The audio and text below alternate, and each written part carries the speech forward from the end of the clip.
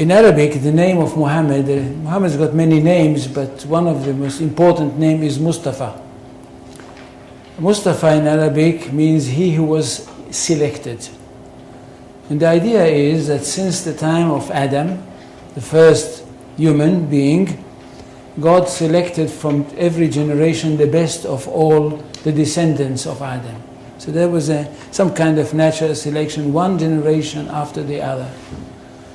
Until at the end, he selected the best of the best of the best of the best. And this is the Prophet Muhammad. And he chose him to give him his word, the exact word of God, and of course selected him to be the prophet that will bring to humanity the finest of all revelations. This is Islam. That we are talking about a culture which is highly rich, highly interesting, and highly rewarding. And that's what the most important thing.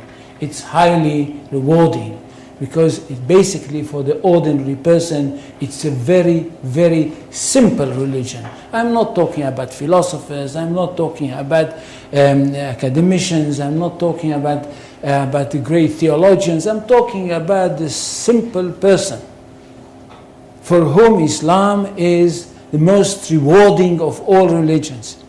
At the end of the story, if he is a good Muslim, and he dies, he is going to go straight into paradise, and paradise is described in the most colorful way possible in the Quran. And for this reason, I think we should speak about Islam with great respect. And not just, as I can hear some people say, well, it's Islam, it's nothing. No, it's not. And it's not a simple thing that a person like me and others like me in the academy, in fact, dedicated their life for the studying of this culture. Now, Islam is not a religion in the ordinary, simple way of thinking. Islam is a culture which comprises everything. And most of all, it is a culture based on revelation, and it is a culture which is based on a legal system. It is basically a legal system. It is a legal system which comprises everything. It comprises the life of the individual, it comprises the life of the society, it comprises the state. That's one thing. Secondly, it is a world religion. It's not like Judaism, which is not a world religion. It is connected with the chosen people and it's only for them. And it's not connected with the territory of the world, it's connected with one small country. Islam is a world religion connected with the world, and it wants to establish world order. For Islam, the whole world is one state. And all the people of the world are those people who live in this one state.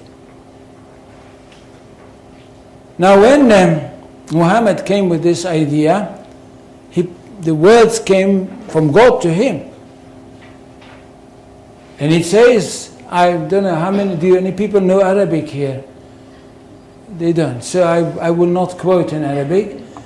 In Surah 61, verses 11-13, we hear that God sent Muhammad with the true religion, with the right message, with the right path, in order that it should overcome all the other religions.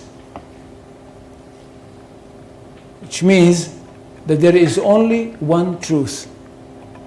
Jews and Christians, which are called the people of the book, had once their own truth, but they were not a very good custodians, and they falsified their books.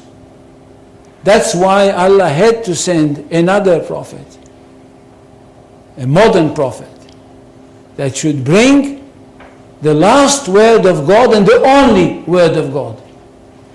to humanity. This is the Quran. Nothing can be superior to it.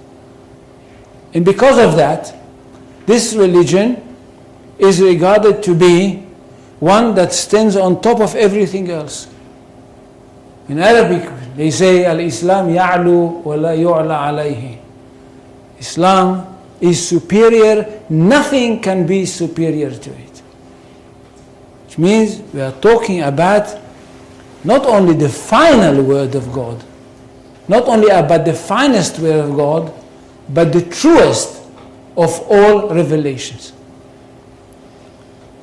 Now what does the community have to do? The community of the believers. Those people that were lucky enough to have their hearts open and to have accepted the call of the Prophet Muhammad. What do they have to do? They have a mission in this world.